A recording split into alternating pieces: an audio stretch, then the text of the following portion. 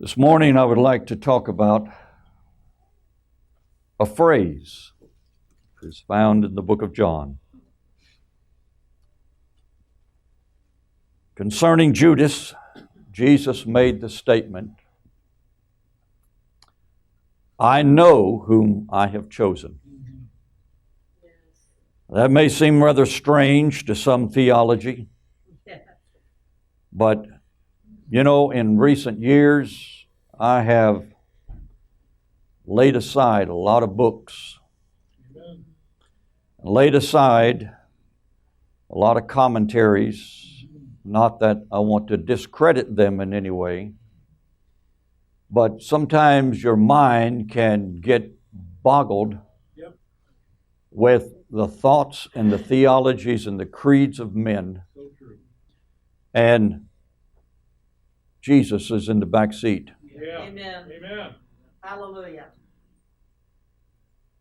Because I'm not discrediting great men like Charles Spurgeon and his commentary, or John Wesley, or Thomas Newton, or some great mind of the past. And they did their best, I'm convinced. Amen. But there's nothing like the words of Jesus himself. Amen. Yes. And it may appear to be somewhat sentimental, but there's nothing to compare with the words of the Bible that you grew up with. Amen. Yes. Yes. You follow me? Yes. Amen. I know that there's a lot of versions out there ever since 1880. I mean, there's a plethora of all types of versions. You can go from A to Z.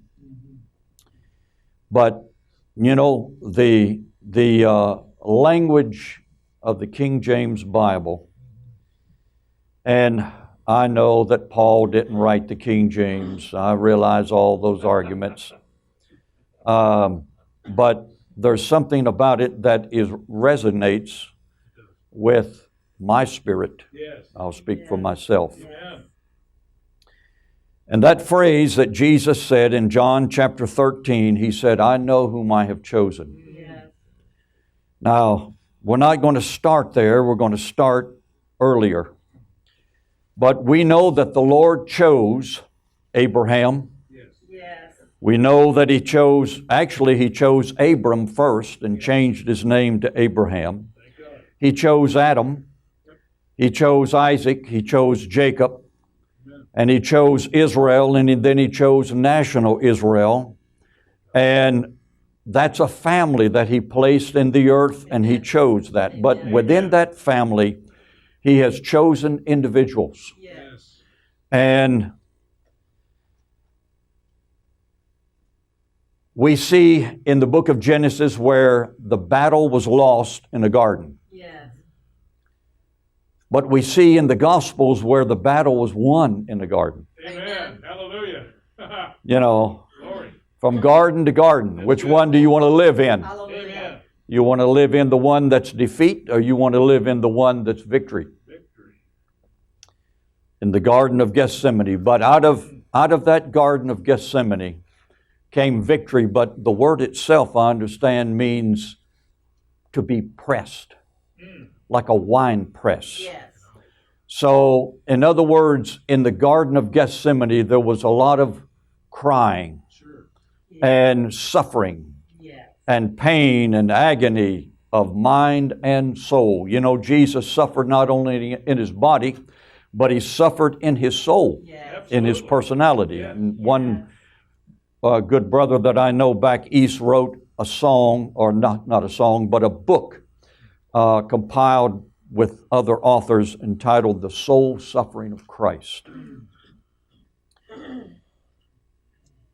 But Jesus called His disciples. I mean, this is a simple, elementary sermon today. Let's go to the book of Matthew, chapter number 4.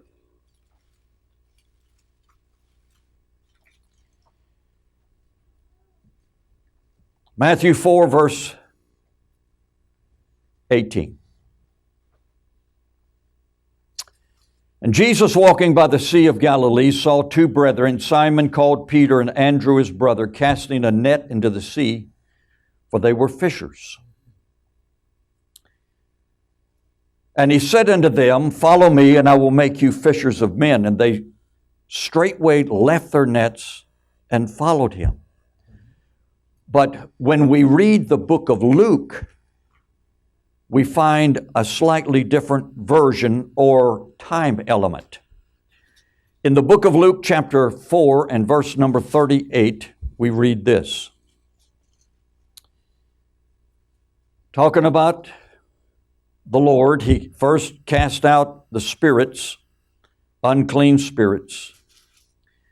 And then in Luke 4:38, he said, And he arose out of the synagogue and entered into Simon's house. That's Peter's house.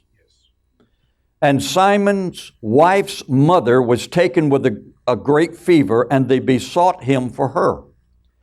And he stood over her and rebuked the fever, and it left her, and immediately she arose and ministered unto them.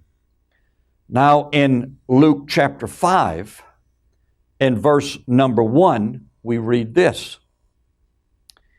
And it came to pass, that as the people pressed upon him to hear the word of the Lord, or the word of God, he stood by the lake of Gennesaret, and saw two ships standing by the lake, but the fishermen were gone out of them and were washing their nets.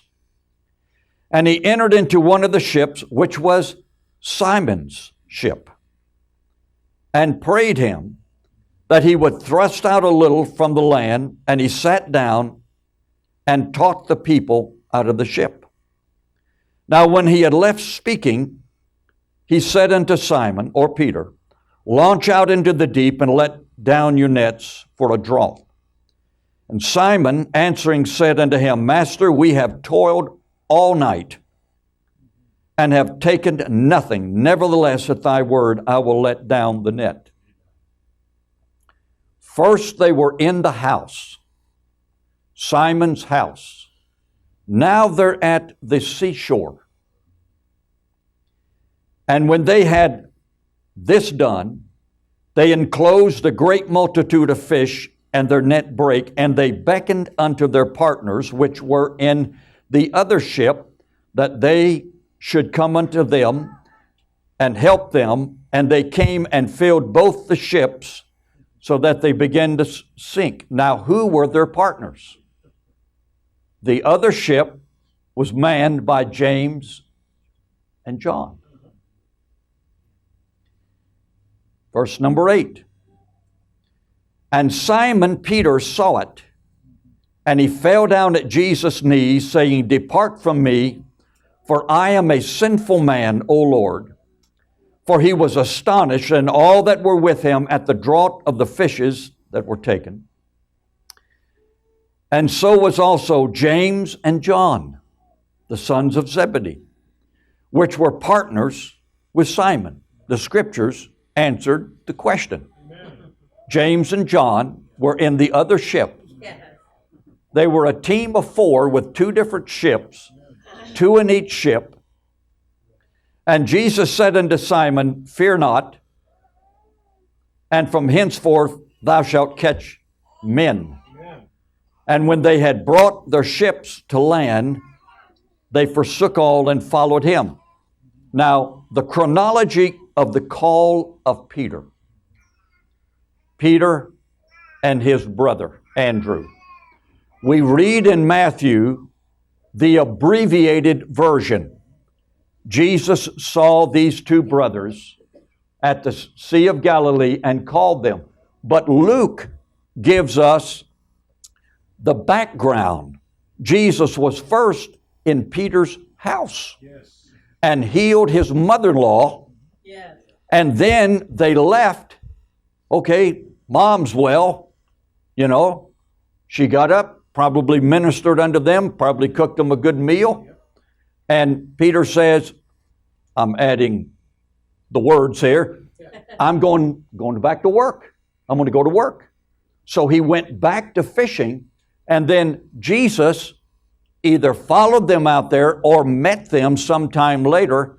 He had already been in Simon Peter's house, healed his mother-in-law, and met them at the seaside, and they were out fishing, couldn't catch anything all night, and Jesus said, "I tell you what you do.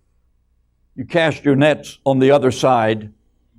And then when they came to shore, Jesus spoke to Peter and said, "From now on, you're going to catch men." Amen. So that's the chronology of the call. Matthew just gave us just that one little snippet of information, but Luke gives us the background. Jesus had already been in the home. He knew the man. And he knew the family. He knew his mother-in-law. That's good too.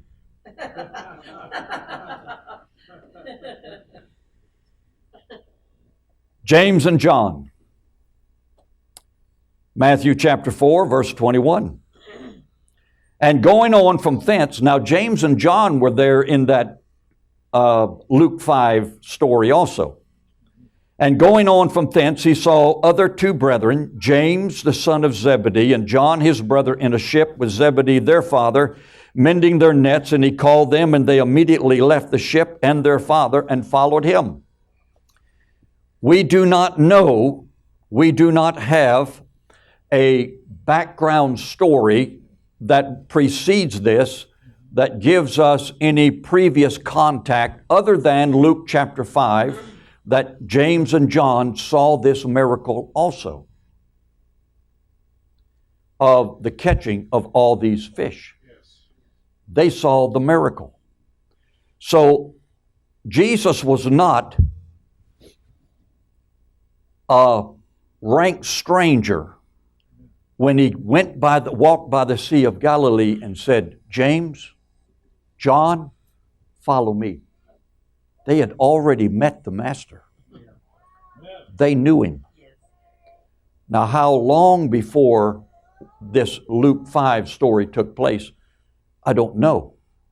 But I don't believe there was much of a time span, because Jesus called his disciples early on in his ministry, and they were with him approximately 3.5 years. Now, we also see the story of Matthew. Matthew chapter 9 and verse 9. Now, this is what it says. And as Jesus passed forth from thence, he saw a man named Matthew sitting at the receipt of custom, and he said unto him, "Follow me." And he arose and followed him. Now I'm going to read this same account from Mark chapter 2 and verse 13. 2 and 13. And he went forth again by the seaside, and all the multitude resorted unto him, and he taught them. And as he passed by, he saw Levi, the son of Alphaeus, sitting at the receipt of custom, and he said unto him, "Follow me." And he arose and followed him. Now, this man we would ordinarily call a tax collector. So far, he has 4 fishermen and 1 tax collector. But he said, "I know whom I have called. Amen.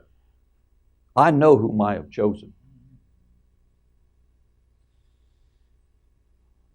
Also, Luke chapter 5,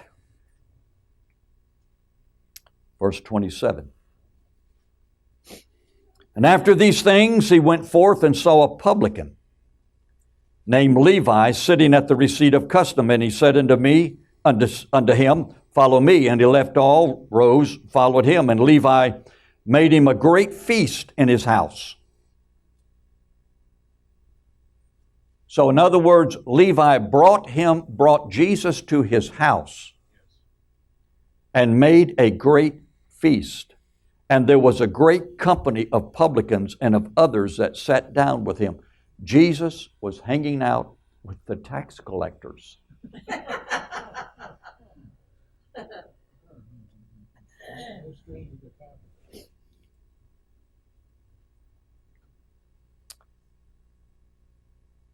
So let's go to John chapter 1. What do we find here?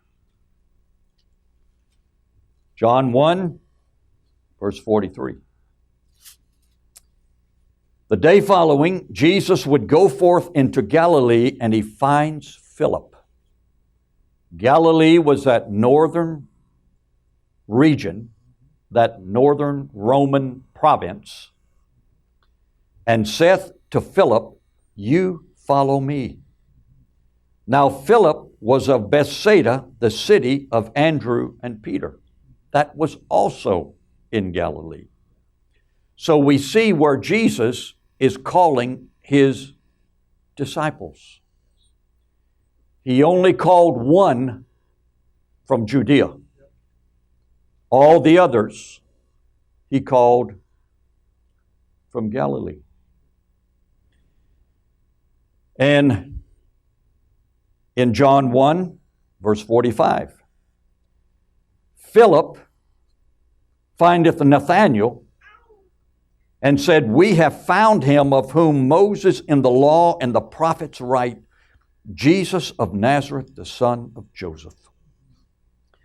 And Nathanael said unto him, "Can there any good thing come out of Nazareth?" Philip said unto him, "Well, come and see.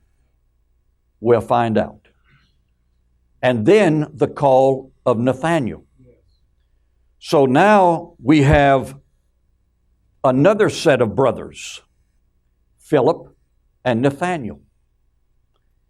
Jesus saw Nathanael coming to him and said unto him, "Behold, an Israelite indeed, in whom is no guile." Nathanael said unto him, "Whence comest thou me? Whence knowest thou me?" Jesus answered and said unto him, "Before Philip called you, Nathanael, when you were under the fig tree, I saw thee." Now, I don't believe that Nathanael was under a literal fig tree. Yes, right. The fig tree was representative of the Judah nation, or the Jewish system of that day. Nathanael, no doubt, had been raised under what we would call rabbinical Judaism. He was under that influence, but Jesus knew him and knew his heart. Amen. Even though you're under that influence, I knew you, I have called you. Jesus knows whom he calls. Amen. You might say, "Well, Lord, you made a mistake calling a tax collector and then going home with him and eating at his table. I would never do that." And then you call this man Nathanael that's, saturated with anti-Christian Judaism of that day. I know whom I call. I know whom I have chosen. Now, Nathanael answered and said unto him, "Teacher, Rabbi, thou art the Son of God and the King of Israel." Quite a revelation. So this is what we have.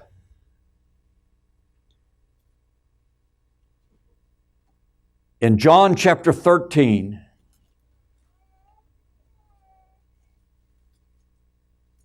in verse number 14, verse number 18 first. Jesus is talking to his disciples. And he said, I speak not of you all.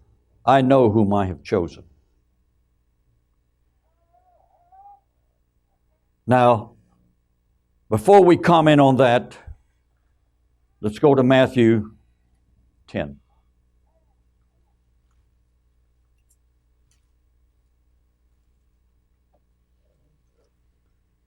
This is just 101.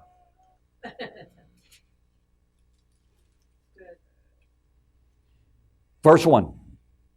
When he had called unto him his 12 disciples, all 12 disciples, he gave them power against unclean spirits to cast them out, to heal all manner of sickness and all manner of disease.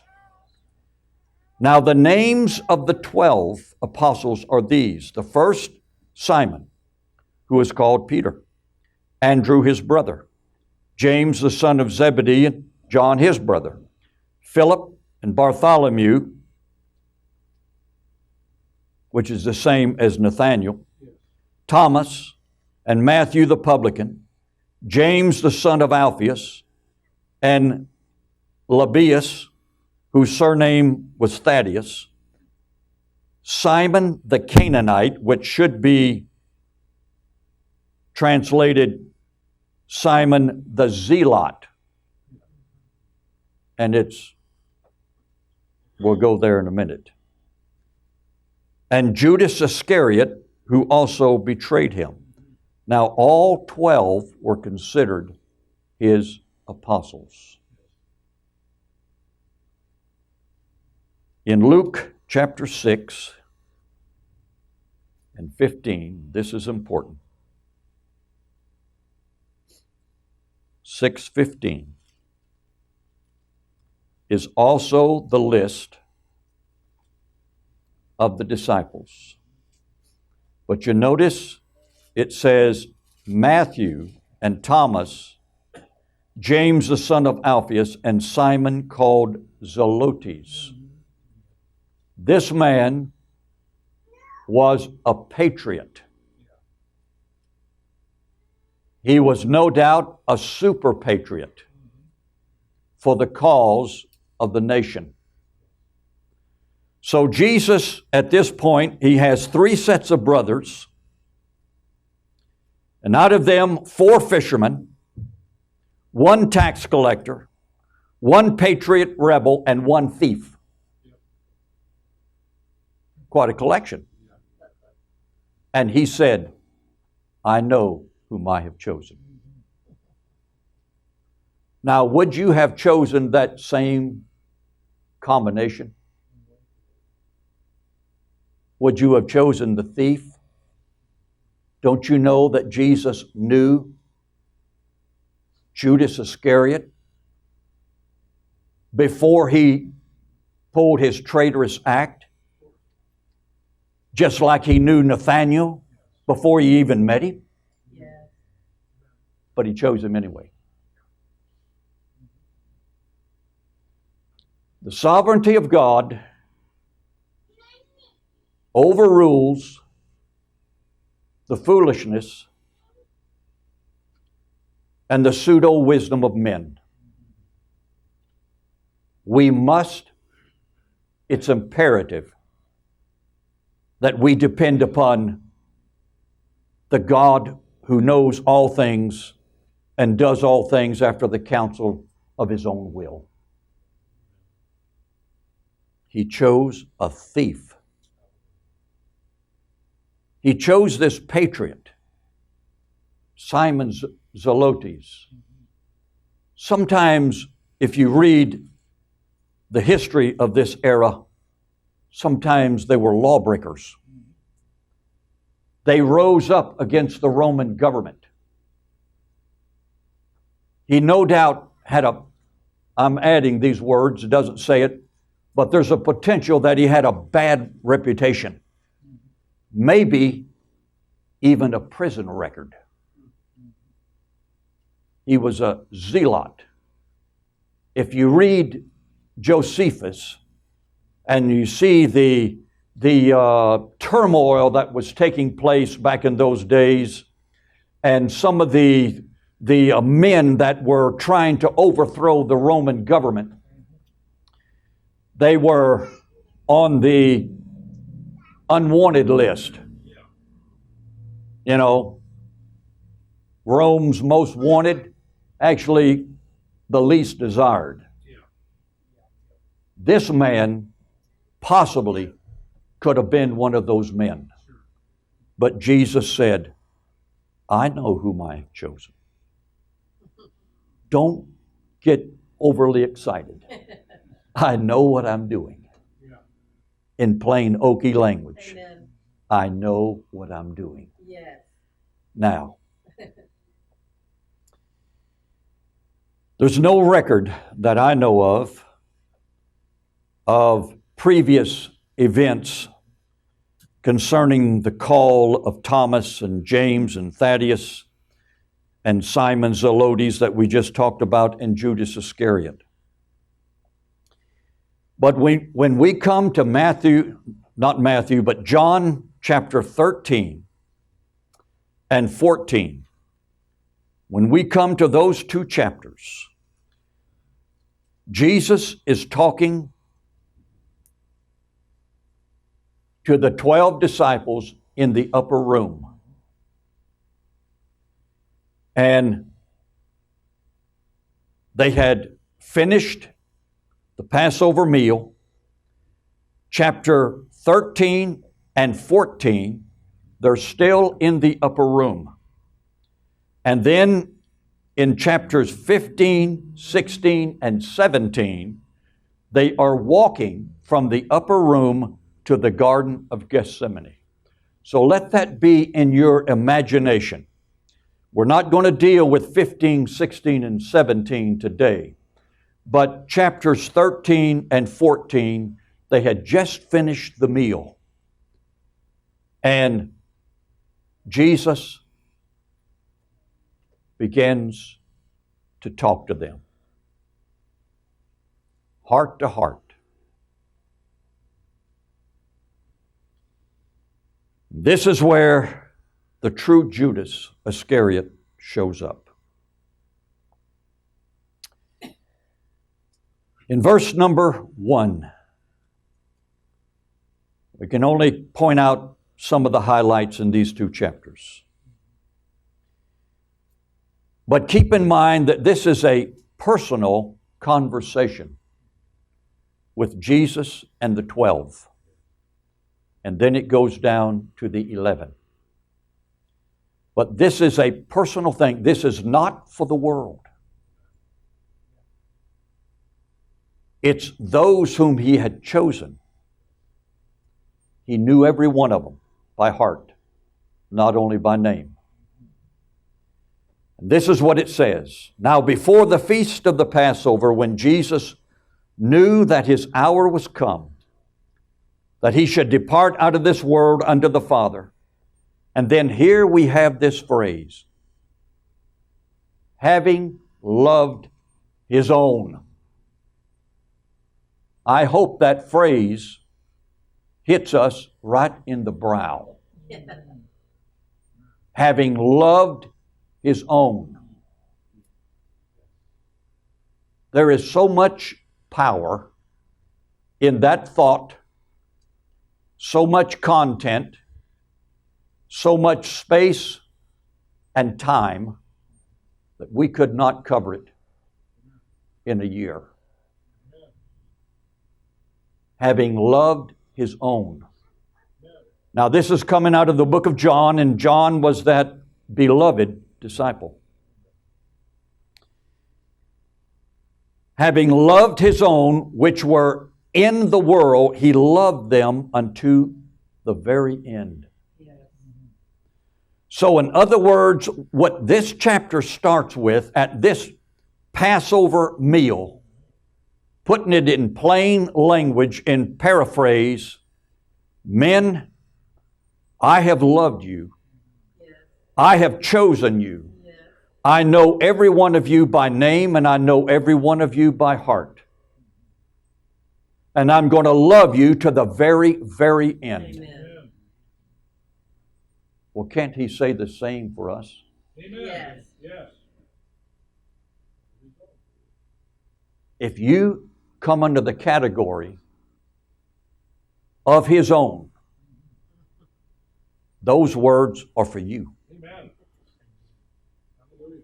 He will love us unto the very end. End of what? The end of our life? Yes. But something greater. To the end of His earthly life. In other words, what Jesus was saying, as I see it, is that I have loved you now. When I performed the miracle of the fish, I loved you when I healed the masses. I loved you when the blind began to see again, when the deaf could hear. I saw you and loved you when all these miracles took place, but now I'm going to love you to the extent where I will not fail in the garden. You follow me? I will not fail in Pilate's judgment hall. Amen. I will not fail when they lead me on the path from the judgment hall to Golgotha. I'll love you to the very end. Amen. I'll love you in the garden. I'll love you in the judgment. I'll love you on the cross. He said, those whom He have loved, He loved them unto the end of His work. Amen. Supper being ended, the devil having now put into the heart of Judas Iscariot, Simon's son, to betray Him. You notice it says, and supper being ended. The devil, having now put into the heart of Judas Iscariot. Now, was this the first time that the devil had put into the heart of Judas Iscariot the thought to betray the Master? No. Matthew chapter 26, verse 14. 26:14.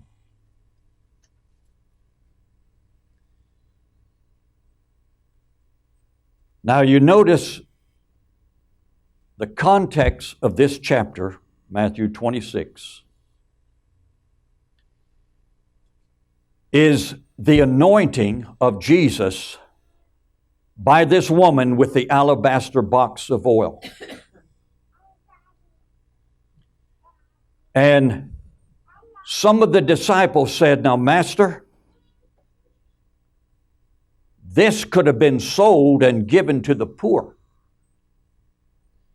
And Jesus said, ye have the poor always with you. So they're in a house. They're not in the upper room. They're in a house. And they're in the house of Simon the leper in Bethany. And Matthew 26:14 says this, then one of the 12, called Judas Iscariot, went unto the chief priest. This is before the Passover in the upper room. How many days before? Not sure. So when we read John 13:2, and supper being ended, the devil having already now put into the heart of Judas Iscariot to betray Him. So we go back to Matthew 14. Then one of the 12, called Judas Iscariot, went into the chief priests and said unto them, what will ye give me? You see, the devil was already in his heart. He made a deal with the devil. And you say, well, define devil. That evil spirit entity that is the prince and the power of the air, yes. But that devil has workers, emissaries. He has those that do his work. And Judas knew exactly where to go. Where did he go? The chief priest. So who is the devil personified? The chief priest. Hard to take, isn't it? For those that always put the devil in these ethereal realms of nothingness. He had an ambassador. The devil was in his heart, but he was looking at the chief priest, making a deal with the devil. There's ramifications of that too. And he said unto them, what will ye give me? And I will deliver him unto you. And they covenanted with him for 30 pieces of silver. And from that time he sought opportunity to betray them. Now, two elements here. One I've already covered. Satan was in his heart. He's looking at the chief priest, the personification of the devil in this natural material realm. And there was money involved. The love of money, help me out, is the root. Not the branch, but the root of all evil. Because he previously said, you know, we could have sold that ointment and bought some food and sandals and clothes for the poor. Jesus knew that. He was there. He heard those words. And the gospel writer goes on to say, he said this not because he had any sympathy for the poor, because he held the bag and he was a thief. Jesus chose a thief. And he chose a man that knew how to make a deal with the devil.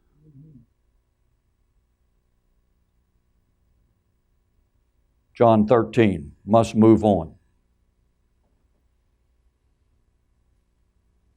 Verse 3, Jesus knowing that the Father hath given him all things into his hands, and that this was his time to go back to the Father. And he washed the disciples' feet. I think he washed Judas's feet. It doesn't exclude him. It doesn't exclude any of them. It mentions Peter in his conversation with Christ, and we all know that. But when we come down to verse 9, Peter said, you know, not only my feet, but my head, my hands. Verse 10, Jesus said unto him, he that is washed needeth not save to wash his feet, but is clean every whit, and ye are clean, but not all. Amen. Amen. He washed his feet. Yes. He washed the feet of a thief that had previously made a compact with the devil and the high priest. And he washed his feet. Well, I wouldn't do that. Knowing his record, knowing the things that he said about me, and knowing that he went to the chief priest and made a deal with him, no sirree, he's out. He's off my list. That's our flesh nature. Yeah.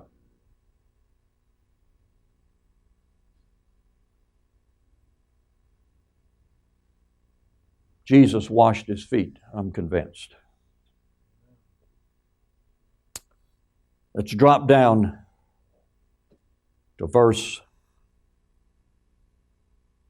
oh boy, 18.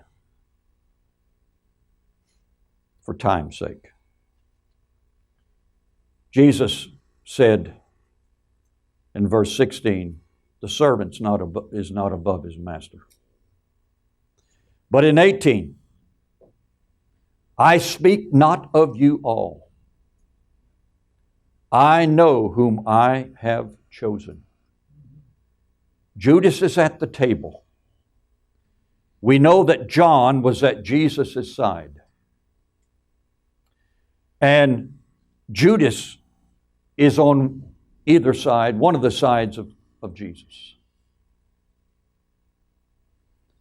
And he said, you're all clean except one. But the scripture may be fulfilled.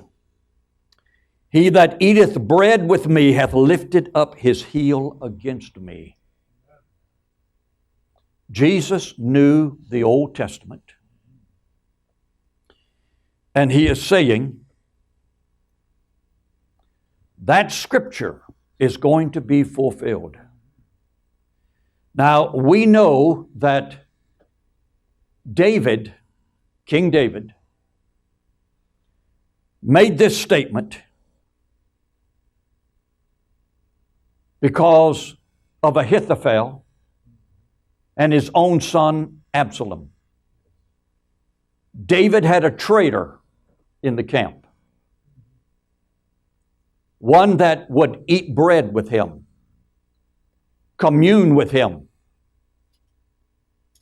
but yet was conniving his overthrow. Jesus said, he knew all this. I know all this ahead of time. But he says, I'm going to be faithful and love you to the very end. Now I tell you before it come to pass, that when it come to pass you may believe that I am he. Verse 20. I say unto you, he that receiveth whomsoever I send receiveth me. He that receives me receives him that sent me.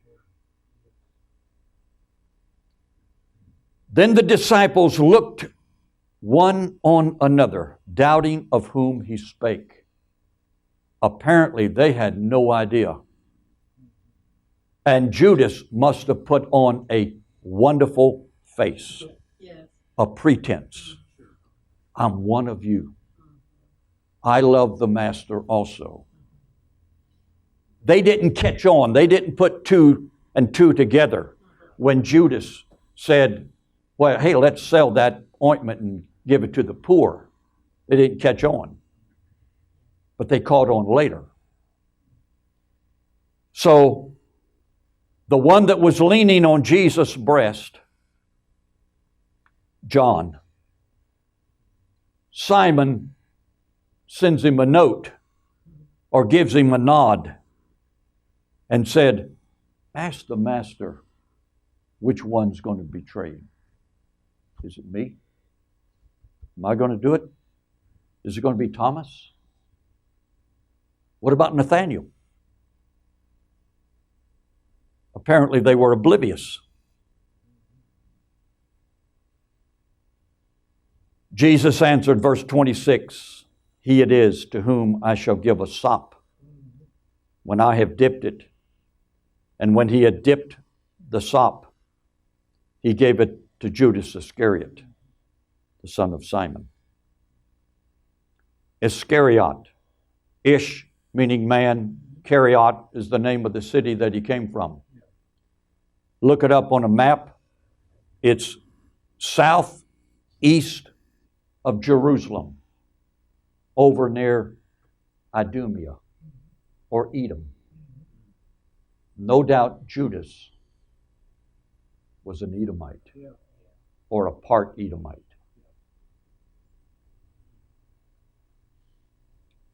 "27, and after the sop, Satan entered into him. Then said Jesus, whatever you do, do it quickly. Now no man at the table knew for what intent he spake this.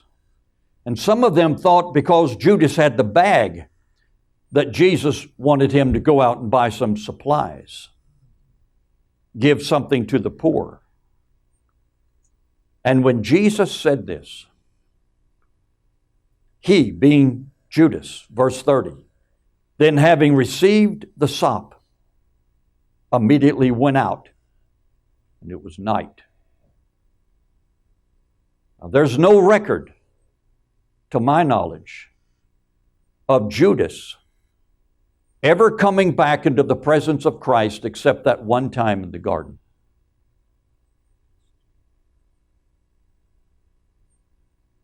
It's like Cain. He went out from the presence of the Lord and he never returned. That's the destiny of some people.